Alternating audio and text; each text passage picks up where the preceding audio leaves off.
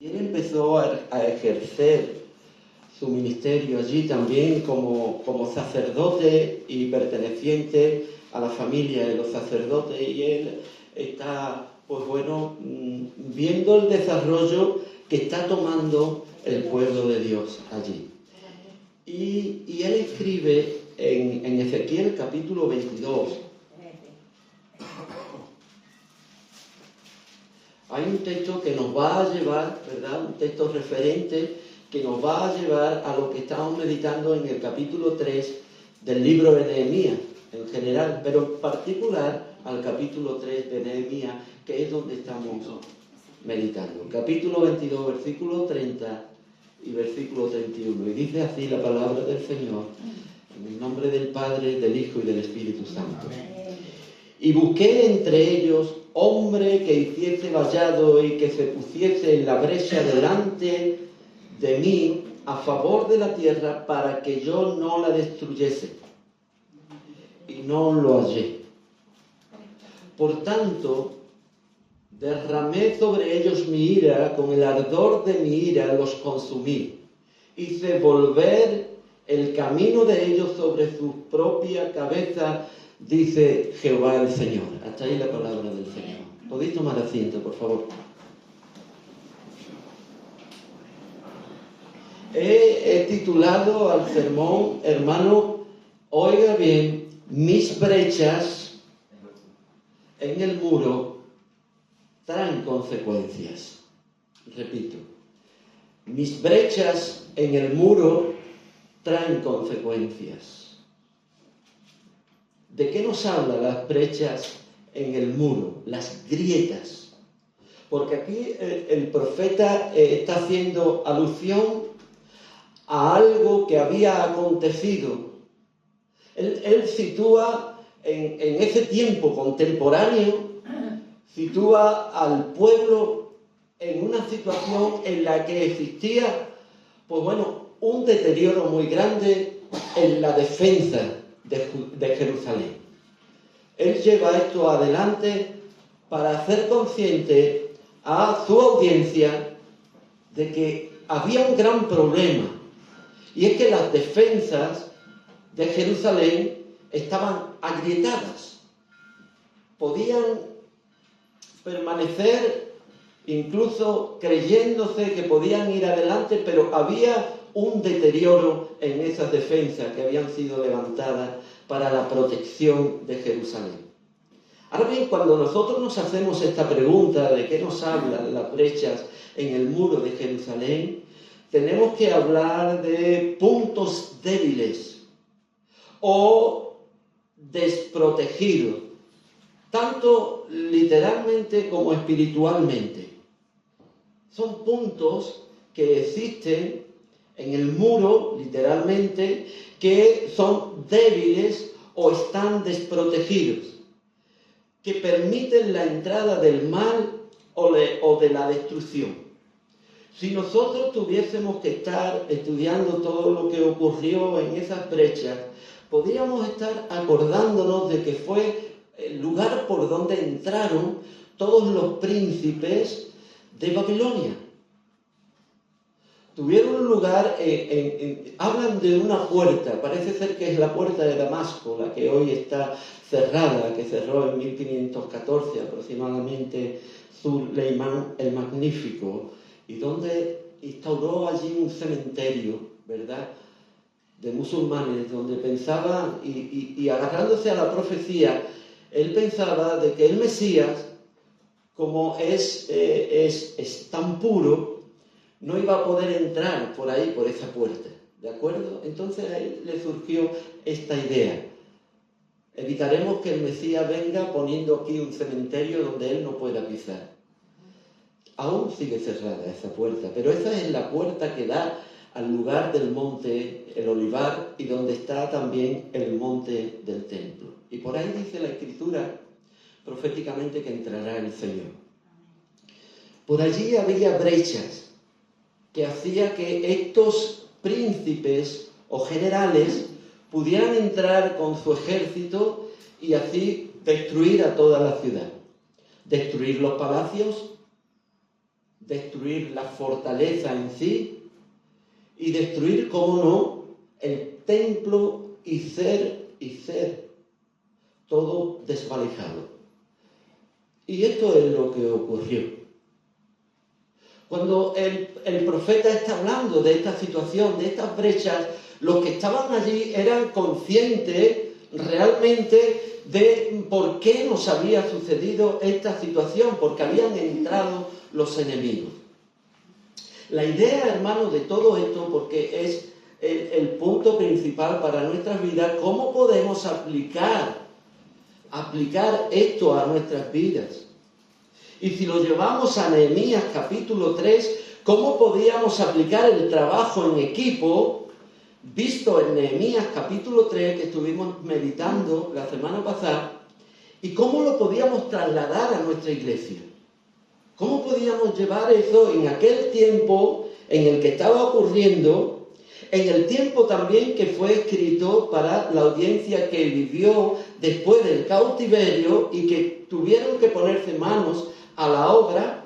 ¿Y cómo podemos nosotros, como iglesia del Señor, como cuerpo de Cristo, poder llegar a restaurar el cuerpo de Cristo en medio de una sociedad que vemos, hermanos, que cada día más está siendo más unida por la inteligencia artificial, que está siendo cada vez más unida por los medios tecnológicos, que nos hace estar presentes en lugares recónditos, que tenemos cada vez más y más información, que vivimos nuestras vidas dentro de una globalización, pero que a la vez yo quiero que usted entienda y sepa que esto no nos lleva a formar parte de un todo, sino, si observamos, esto es cada vez más individualista.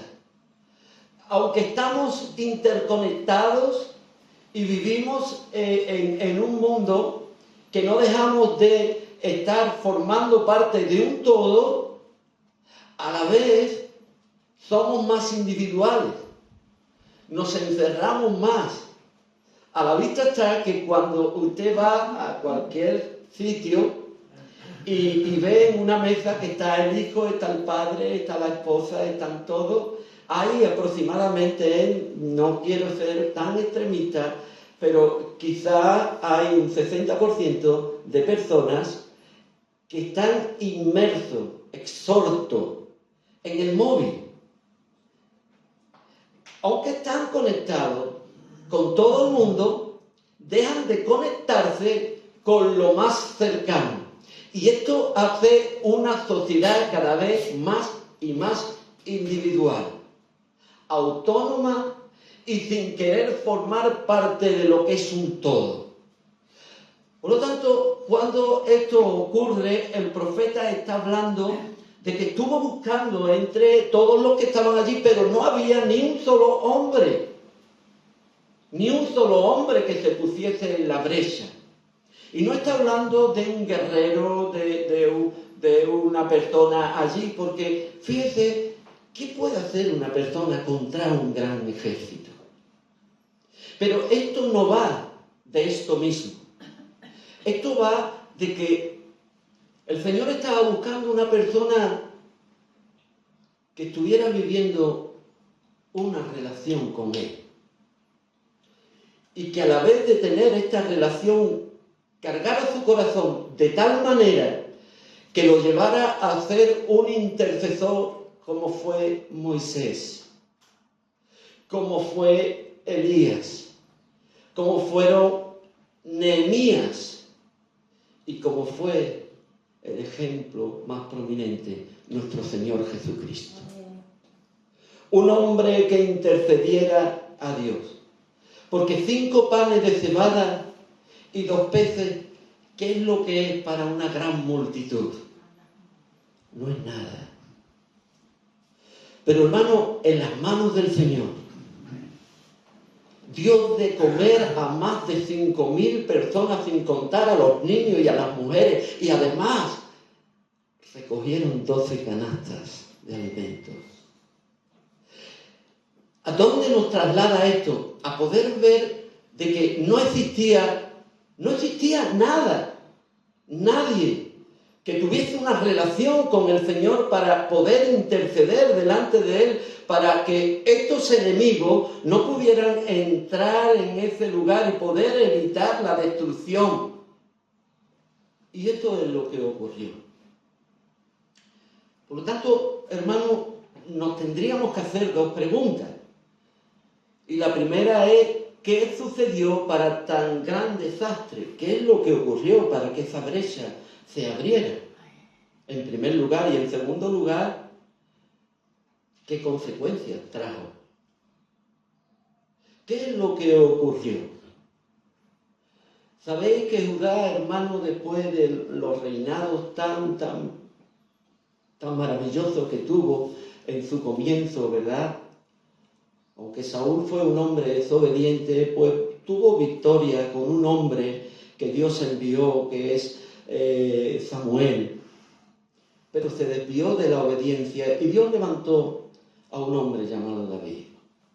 Y fue un reino, pues bueno, que era nombrado en todo lugar.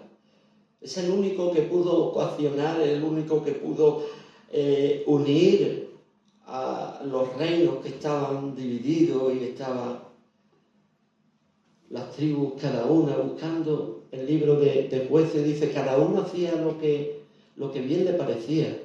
Porque como no había rey, cada uno hacía lo que le parecía y lo que venía a su corazón. Pero con David une a todo el pueblo de Israel y con Salomón pues lo hace todavía más prominente con esa gloria que le dio el Señor al levantar ese templo tan espectacular donde la presencia del Señor estaba allí.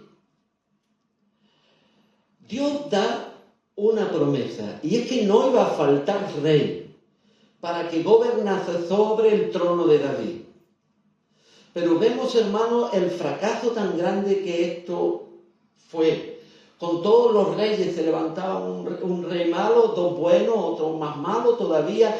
Y cuando nosotros estudiamos los reyes de Judá, vemos que la maldad está proliferando cada vez más y más, aunque hay interrupciones de algunos reyes buenos que se someten y obedecen y quieren realmente hacer la voluntad de Dios, pero continuamente hay un desfase para el mal, la maldad, el no obedecer, el dar la espalda al Señor. Esto es continuo, en los libros de primer libro y segundo libro de Reyes.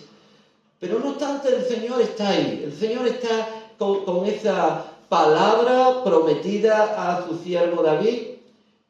Y el reino está ahí. Estuvimos estudiando el día jueves, lo trajo nuestro hermano Julio, ese rey que tenía que venir, ese verdadero rey que iba a estar continuamente, hermano, con un reino de justicia y además un rey que iba a reinar por siempre y para siempre, que venía, fíjese, de esa misma genealogía de estos reyes y que es nuestro Señor Jesucristo. Amén. Pero claro, esto está enfocándose en un tiempo donde ellos tienen su esperanza puesta en los hombres, en la venida de un Mesías que pudiera derrotar a todas las naciones y a todos los imperios. ¿Qué ocurrió para que esto no fuese realidad y que estas brechas se abrieran? Pues fue evidentemente cuando nosotros estudiamos las Escrituras, vemos que el último rey, Sedequías, fue un hombre malvado. Fue un hombre que le dio la espalda al Señor y que además provocó, de alguna manera provocó también la invasión del rey de Babilonia. ¿Por qué? Porque eran vasallos de Nabucodonosor y ellos estuvieron durante 2 años. Sedequías estuvo 11 años reinando, pero desde el año 9 hasta el 11 no quería pagarle los tributos.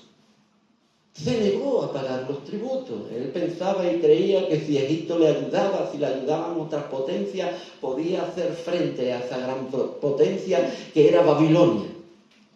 Pues los babilónicos se levantaron y asediaron durante 2 años la ciudad, golpeándola, impidiéndole que el agua entrara, que los alimentos pudieran entrar, aunque ellos tenían fuente allí, pero trataban por todos los medios de cortar el paso a todo suministro. Pero lo que provocó realmente todo esto es que los de Judá le dieron la espalda al Señor y no buscaron al Señor. ¿Por qué? Porque no había ni un hombre, nadie que se pusiese en la brecha. ¿Vemos la importancia de todo esto? ¿Vemos hasta dónde nos lleva esto a saber la importancia que somos todos, el potencial que hay en nuestras vidas como individuos, como hijos de Dios? Porque no está hablando de un ejército. El profeta está hablando de un hombre, al menos un hombre, que se ponga en la brecha intercediendo. No encontré a ninguno. Y las consecuencias ya las vemos. Si nos vamos al libro de Jeremías, esto sucedió más adelante, ¿verdad? El libro de Jeremías, capítulo 39, en su versículo 6 al 10,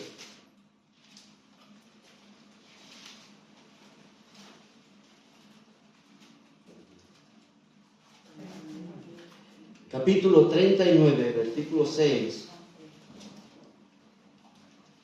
y me permite, y leo hasta el 10, dice así la palabra del Señor: y degolló el rey de Babilonia a los hijos de Sedequías. Esto trajo consecuencias graves. Una vez que entra el rey de Babilonia a Jerusalén, lo primero que hace es buscar al rey y a toda su familia. Y cuando llega allí, dice que toma a los hijos, dice, y los degolló. Y los degolló en su presencia, haciendo asimismo degollar el rey de Babilonia a todos los nobles, aquellos que eran consejeros de Judá. Pero luego fue más allá. Luego de haber visto Sedequías toda la matanza, la masacre que había hecho este rey de Babilonia con su familia y todo lo que era la descendencia real, dice el versículo 7 que le sacó los ojos a Sedequías y le aprisionó con grillos para llevarlos a Babilonia. Esto fue lo último que vio Sedequías. Sedequías, lo que se le quedó grabado en el cliché de su mente, de lo último que él vio y de lo que él tenía más, digamos, memoria para recordar, fue que Nabucodonosor le cortó el cuello a todos sus hijos y a toda su descendencia y a todos los nobles de Judá. Versículo 8. Y los caldeos pusieron a fuego la casa del rey y las casas del pueblo, y derribaron los muros de Jerusalén. Y al resto del pueblo que había quedado en la ciudad y a los que habían adherido a él, con todo el resto del pueblo que habían quedado, Nabuzaradán, capitán de la guardia, los transportó a Babilonia. Pero éste tan solamente dejó allí a los pobres del pueblo. Todos los artífices, todo lo que formaba parte de lo que tenía algún provecho, los llevó a todos para Babilonia. Y allí estuvieron. Entre ellos estaba Ezequiel, un jovencito, un niño. Entre ellos igual Daniel también. Caminaba allí a ese destierro.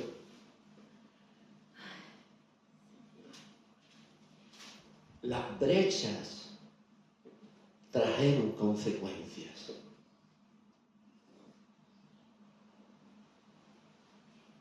Significa convertirse en el instrumento que obra para trabajar, para reparar la rebelión. Los hombres que se ponen en la brecha nos hablan de personas que desean reparar, que tienen en su mente levantar y que no le cabe ni pasa por su mente ninguna idea que sea restar, destruir, aniquilar, todo lo contrario. Trabaja para reparar esas debilidades, actuando como un escudo protector a favor de otros, porque por eso mismo se está ahí en ese lugar, para favorecer a otros, o estar favoreciendo a la comunidad para evitar una destrucción. ¿Cómo podemos aplicar esto a nuestras vidas individualmente, como hombres y mujeres de Dios? ¿Y cómo lo podemos trasladar a la iglesia sabiendo que la iglesia está siendo perseguida? Hay una lucha constante. El apóstol Pablo, hermano, nos hace entender por las Sagradas Escrituras que no tenemos lucha contra carne ni sangre, sino contra huestes espirituales de maldad. Insta a nuestras vidas a que no seamos ignorantes de las maquinaciones del diablo, que Dios lo reprenda. Que el enemigo solo ha venido para robar, matar y destruir. Que las mentes enfermizas la usa el enemigo para querer abrir brechas dentro del templo, saquearlo y entre los muros. Por eso cuando vemos nosotros esto, vemos cómo el Señor está encajando cada pieza de lo que es también la redención. Porque el plan de Dios no deja de estar activo. ¿Cuántos dicen amén? Aunque haya tanto declive, aunque haya tanta confusión, tanto individualismo, quien hace real todas y cada una de las situaciones que pasamos es el mismo Dios. Porque si estudiamos la palabra de Dios en los profetas, por ejemplo, el libro de Isaías nos habla de Nabucodonosor como un martillo en la mano del Señor para su pueblo, para que puedan aprender, pero a la vez también usa como martillo de Dios a los caldeos, a los persas, a los medos que se levantan en contra de estos. Entonces esto nos tiene que llevar a nosotros a pensar que formamos parte de un todo. ¿Amén? Y a la vez, si formamos parte de un todo, es porque tenemos intereses comunes. Nos tiene que preocupar, porque cada uno de nosotros no podemos vivir independientemente. Todo lo contrario. Tenemos que vivir en unidad, y además de unidad, no creyendo que cada uno puede ir adelante sin necesidad del que tengo a mi lado, sino todo lo contrario. En resumidas cuentas, hermanos, la restauración es un trabajo en equipo. ¿Cuántos dicen amén? Es un trabajo en equipo. En 1 Corintios, capítulo 12, versículo 20, el apóstol Pablo nos traslada a lo que es un cuerpo, una muralla, un lugar de construido. Y el capítulo 12, hablando de los dones espirituales, en el versículo 20 dice: pero ahora son muchos los miembros, como lo tenemos en el cuerpo, el brazo, el pie, la oreja, la nariz, las piernas, los dedos. Son muchos los miembros. Pero fíjense lo que dice, que aunque seamos muchos los miembros, pero el cuerpo es uno solo. La muralla eran muchos bloques, muchas piezas asentadas, asientos. Eran muchos, pero era una sola muralla. El apóstol, trasladándolo a la iglesia, dice que somos muchos, todos miembros, pero hay un solo cuerpo. Y si en ese cuerpo un miembro sufre, dice que todo el cuerpo sufre con él. Y que los miembros del cuerpo que son más débiles o más digamos, no son tan atractivos, los demás miembros lo que hacen es, pues bueno, decorarlo para que no sea desaveniente el cuerpo, para que el cuerpo no se vea, digamos, ridiculizado. El mismo cuerpo tapa sus defectos. Trata de poner igual en una cojera, poner una plantilla. Y es el mismo cuerpo quien está ayudando a ese defecto. ¿Para qué? Para que no sea desaveniente, para que no haya diferencias y todo pueda encajar y ser bello. Entonces, todo esto nos habla de unidad, de unidad. La restauración es un trabajo en equipo, en primer lugar. En segundo lugar, el éxito de la reconstrucción y el éxito de la restauración no fue de un solo hombre, no fue de Nehemías. Capítulo 3 de Nehemías, por favor, los que tengan la palabra.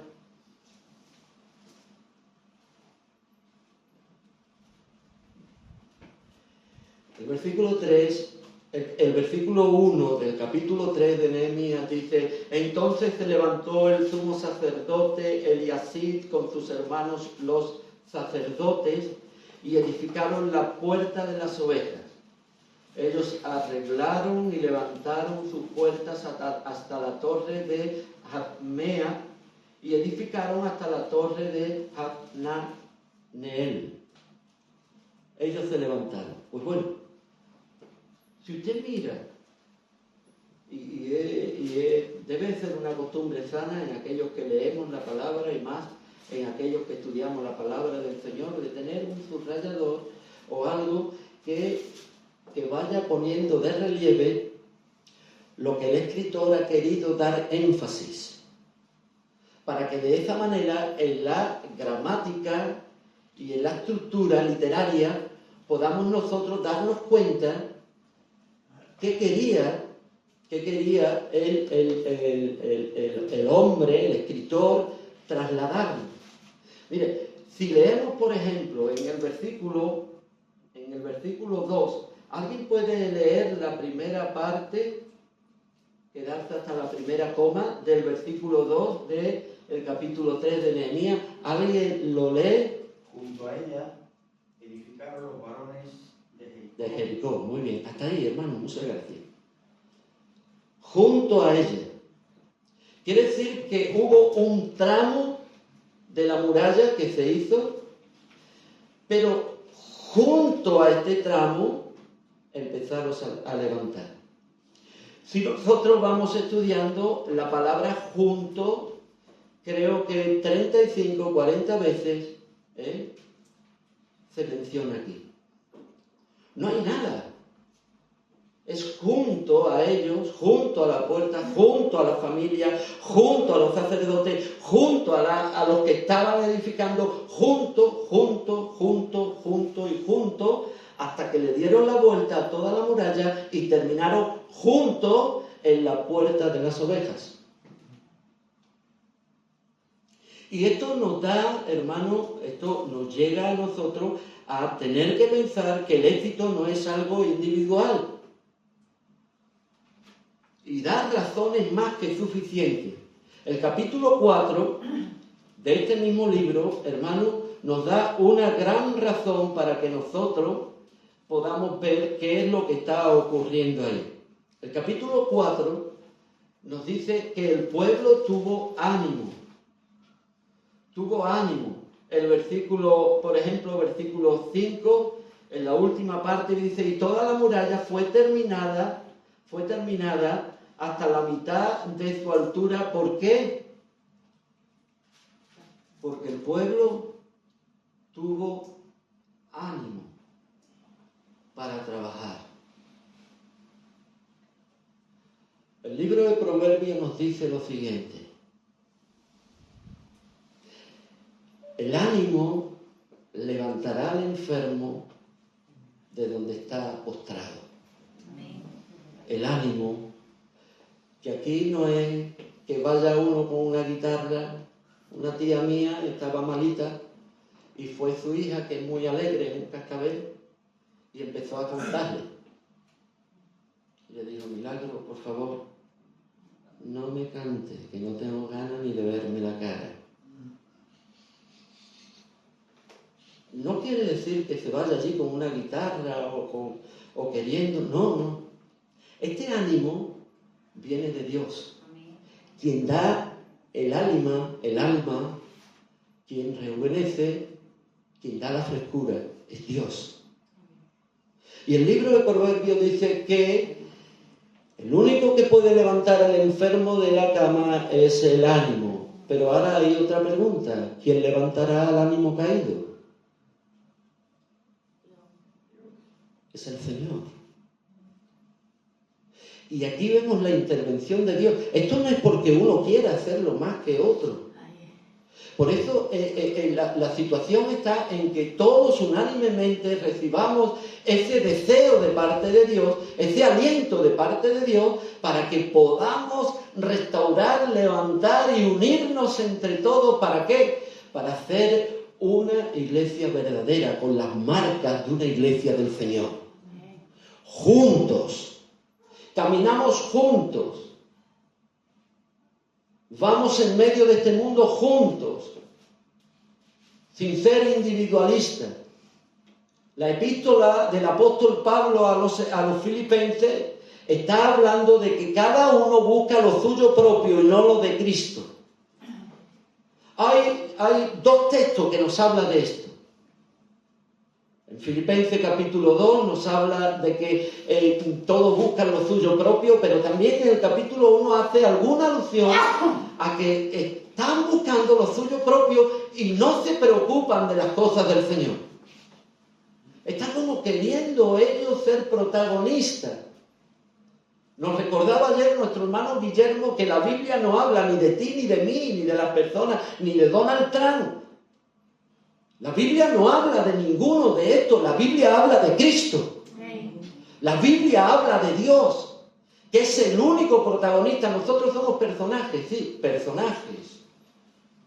Que estamos viviendo en un escenario compuesto por el Señor, donde Él tiene su plan perfecto desde antes de la fundación del mundo, tratando la vida de los hombres, las naciones, los imperios, para poder llevar por este tiempo, traer a que es la redención del hombre, que es Cristo Jesús. Y no hay una manera de poder llevar adelante el cuerpo de Cristo si no es en unidad, viviendo en unidad. Este mundo se está desestructurando cada vez más y más, pensando que están viviendo en una globalización, pero no es cierto. Cada uno está viviendo su vida, a su manera. Y además, por favor, no se meta usted en lo que ellos hacen, No le diga usted, algunos están deseando cumplir 18 años para subírsele a las barbas a los padres, para decir, quiero, hasta aquí, ¿verdad? Llegó el palo, tú ya no tienes derecho ninguno sobre mi vida. Los judíos eran muy sabios. Hasta los 40 años no era adulto. No se tiene la masa gris desarrollada con 18 años. Para nada. Pablo habla de que los hijos se tienen que someter a los padres. Los padres no deben de ser ásperos para los hijos. Ser amados, cuidándolos, ayudándolos en cada momento en las necesidades. Por lo tanto, esto no está hablando de cada uno de nosotros, sino está hablando de una estructura ya que fue creada en la mente y en el corazón de Dios. ¿Para qué? Para que su pueblo viviera en unidad. No se puede ser individualista. Como y no dejo comer a los demás. Pienso que estoy en una actitud de una espiritualidad muy grande, que no formo parte de los que pueden ser tentados, probados, o soy lo suficientemente maduro para ir adelante. Pues bueno, esto es una bendición. Verse así, de esta manera, es una bendición.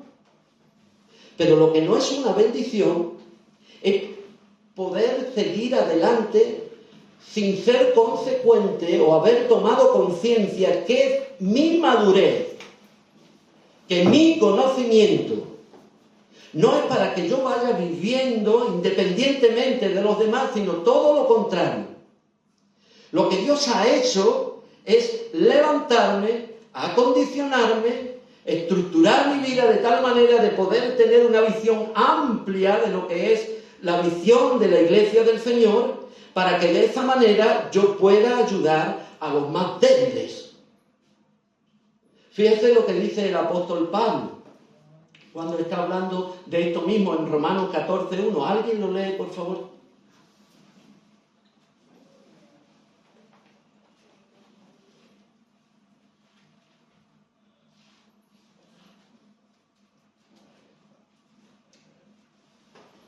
Romanos capítulo 14, versículo 1.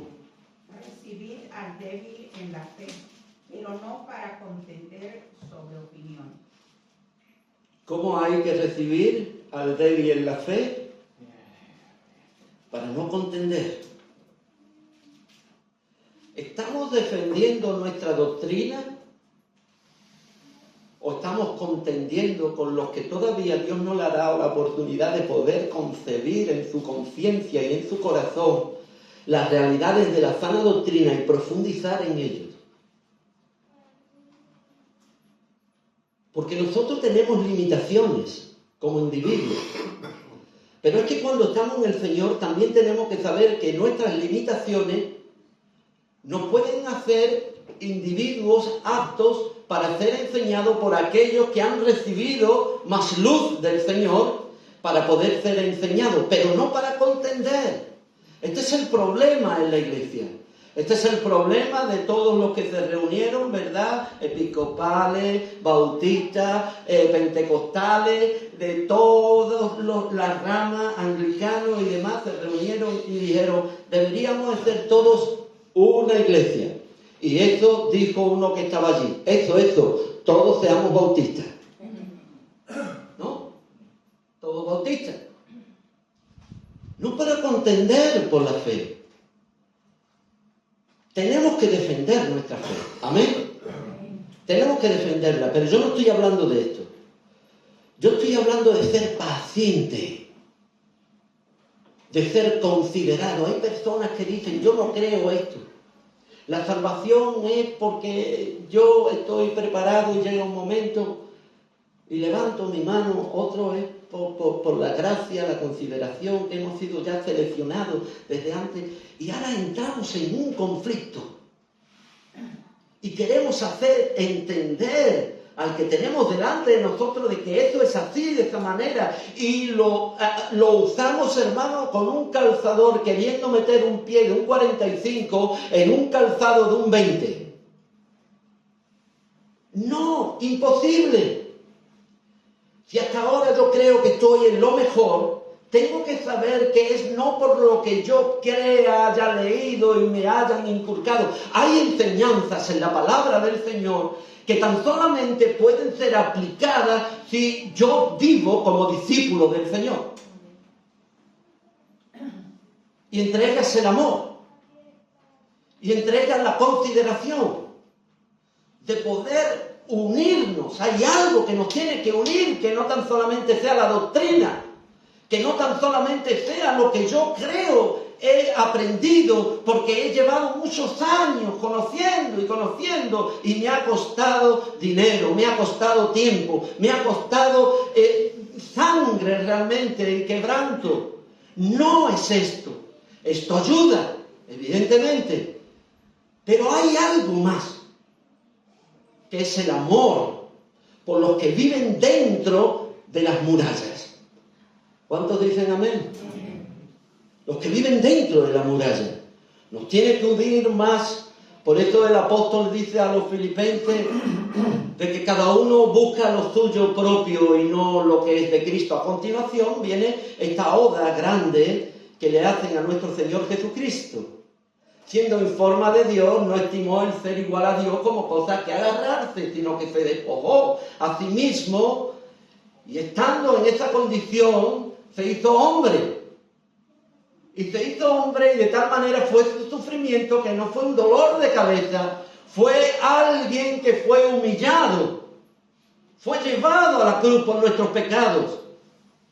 Y fue llevado, hermano, no porque él quería cumplir con el Padre y ya terminar mi compromiso contigo. No, fue porque me amó. Y se entregó por mí por amor. Y la unidad de la iglesia se basa en esto mismo, en el amor. Recibid al débil en la fe, pero no para contender contra ellos. Si alguien dice yo como carne y el otro dice no, yo no como carne, no contienda. Llegará un momento cuando diga que la carne es muy cara y no se puede comprar. Pero no es para esto. Porque si yo tengo lo suficientemente, el Señor me ha dado la capacidad, por su gracia, yo tengo que ser paciente para que el Señor, por su gracia, la que ha obrado en mí, pueda obrar también en el débil. Gálatas capítulo 6, el versículo 1 en adelante nos habla de esto mismo. Sobrellevar los unos las cargas de los otros y cumplir así la ley de Cristo. Porque no hay otra ley que se pueda cumplir mejor que poder llevar la carga del otro. Y cuando está hablando de carga es porque no se puede. Mi pregunta aquí es: ¿quién lleva su carga? ¿Está siendo ayudado por alguien? Pablo está hablando de una carga y rápidamente nos conecta nuestra referencia de la carga y de ser ayudado por una carga, nos conecta con el Evangelio de Mateo, donde nuestro Señor Jesucristo dice: aprended de mí, aprended de mí. Mi yugo, mi carga es fácil, es ligera. Y aprended de mí que soy manso y humilde de corazón. Para poder llevar la carga los unos de los otros, yo debo de entender que mi carga no la llevo yo. ¿Quién lleva mi carga? Nuestro Señor. Es Él. Entonces yo no soy, hermano, ningún llanero solitario, ni tampoco soy el Capitán América, que puedo enfrentarme a todo sin problema de ningún tipo. No, si nosotros estamos en pie, es porque el Señor nos mantiene en pie. Y ten cuidado, dice el apóstol, tú que estás en pie, que no caigas. ¿Por qué? Porque nuestra naturaleza y nuestros pensamientos es de continuo hacer el mal. Capítulo 14, Evangelio de Juan. Porque apartado de mí, nada podéis hacer. Y quiero concluir, hermano. Hay una unidad en la diversidad. La iglesia está compuesta de individuos diversos, pero todos son esenciales para el buen funcionamiento del cuerpo. Todos son esenciales. Y por eso tenemos que construir a la iglesia juntos, entre todos. Mi consejo de esta mañana para nuestras vidas, hermanos, es que tenemos que abrazar y celebrar la diversidad dentro de la iglesia. Tenemos que respetar eso mismo, porque cada uno, como decía mi madre, venimos de una madre. ¿Verdad? Y cuando entramos aquí en la iglesia del Señor, no dejamos de ser los que éramos estando en el mundo, con nuestras costumbres, nuestras ideas. Y es aquí donde el Señor empieza a cambiar nuestras vidas. Y empieza a cambiarlas de dentro para afuera, para que pueda ser manifiesto. Abrace y celebre la diversidad dentro de la iglesia. Reconozca y aprecie las contribuciones de los demás, por muy pequeñas que sean. Aquí no se trata de saber estar hasta lo alto. Aquí vemos a los sacerdotes cómo están construyendo, ¿verdad? Pero este sacerdote tenía un problema, que su nieto estaba casado con la hija de un árabe. Y no solo tenía un problema porque su nieto, sino que dentro del templo le hizo su casa. Y pensemos, hermanos, en esto. Sí, está construyendo, pero es el sumo sacerdote. Digamos que es el líder espiritual, pero cuidado. No hace falta ser el mayor para no caer en algún asunto que pueda traer consecuencias. También vemos a hombres que no querían levantar. Por ejemplo, lo vemos aquí en el versículo 5, e inmediatamente junto a ellos restauraron los tecoitas, pero sus grandes, sus nobles, no tenían ganas, no querían. No querían levantar, no querían hacerse de esto mismo. Pero más adelante vemos en el versículo 24, creo que es el versículo 27, fíjense que estos mismos tecoitas, dice, después de ellos restauraron los tecoitas otro tramo enfrente de la gran torre que sobresale hasta el muro de Ofel. Estos mismos que construyeron y que sus nobles no querían construir, ellos se comprometen a tener que levantar lo que los demás no quieren hacer. Yo tengo suficiente con predicar la palabra. No, podía decir. No tengo tiempo para preparar el mensaje, el estudio. Estar visitando, llamando, preocupándome, teniendo oración. Buscando la dirección del Señor, estando a lo mejor en la pastoral, oyendo. Mira, hermano, conmigo no contás. Pero cuando hay que pintar aquí en el templo, hay que limpiar. El pastor está aquí también, ayudando a nuestro hermano Juan. Aunque los demás no quieran. Pero lo de los demás se contrarresta con el deseo que hay en el corazón de los demás. Amén. Sin criticar, hermano. Ellos vieron que los que formaban parte de los suyos no tenían muchas ganas, no querían hacerlo. No importa, nosotros hacemos el trozo que le toca a ellos, nosotros lo hacemos y vamos adelante. ¿Cuántos dicen amén? De esto se trata. Hay que ver que no vino. Hay que ver que no está dispuesto. Hay que ver que... ¡No! En la iglesia deben de existir los que alaban al Señor y bendicen su nombre. ¿Cuándo? Siempre. Cada día te bendeciré. Bueno es alabarte, oh Señor, cada día. Anunciar por la mañana tu misericordia y tu fidelidad cada noche. Alabaré al Señor en todo tiempo y su alabanza estará de continuo en mi boca.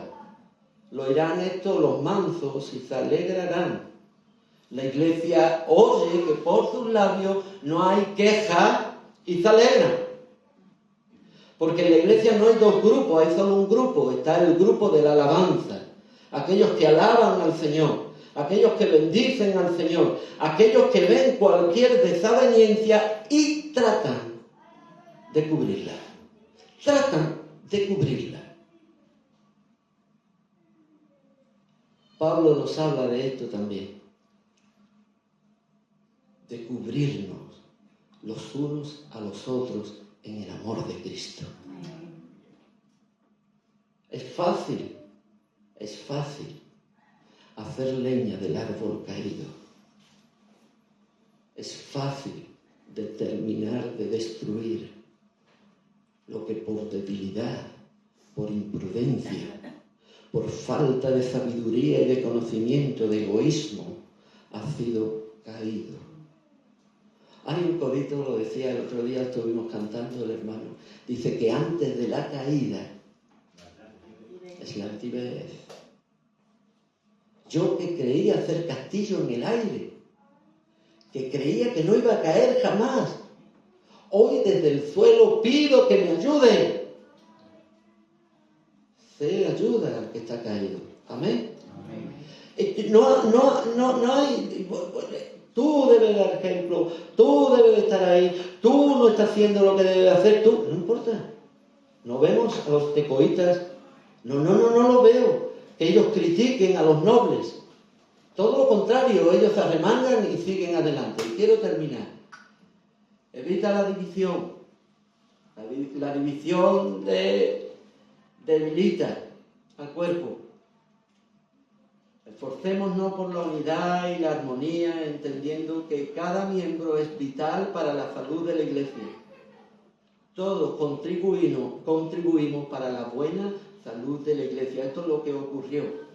Cuando vayáis a edificar, le dice Nehemías, quiero que tengáis en vuestra mente a vuestras mujeres, a vuestros hijos, a vuestros padres, a vuestros criados, y levantad la muralla por ellos, esforzaos por ellos, para que ellos puedan ser ayudados. En tercer lugar, usando los dones para el bien común. Use sus dones para servir a los demás y para edificar a la Iglesia. Y termino con el último principio o reflexión. Cristo como la cabeza del cuerpo. Amén. Amén. No se puede hacer nada si Cristo no controla el cuerpo. Recuerde que Cristo es la cabeza del cuerpo. Tenemos que recordar que es Cristo. Y todos los miembros deben de alinearse con sus acciones, con la actitud que tomó nuestro Señor Jesucristo y con sus enseñanzas. ¿Para qué? Para ser ejemplo de Cristo. Nosotros no nos tenemos que parecer a nadie. A mi mujer iban en la peluquería e iban con una revista de Lola. Quiero parecerme a esta, peíname como esta. Y mi mujer la veía y decía, te puedo peinar igual, pero la cara no te la puedo cambiar. Pero es que querían ser igual que ella, perdiendo toda su personalidad, perdiendo todo lo que en sí es la persona, con sus defectos y sus virtudes. Pero queremos parecernos a otro, enseñar como otros, orar como otros, leer como otros, entender como otros, vestir como otros. Siempre lo demás es lo mejor y lo peor es uno. Dios nos ha creado a todos y cada uno de nosotros con nuestra propia personalidad, con nuestros propios dones. Y usted y yo somos una creación del Señor. Y cuando nosotros ponemos lo que somos en las manos del Señor, es de mucha bendición. Que el Señor bendiga su palabra. Nos ponemos de pie. Oramos al Señor. ¿Algún hermano quiere dar gracias? Vamos a pedirle a nuestro hermano Nehemías que cante una adoración.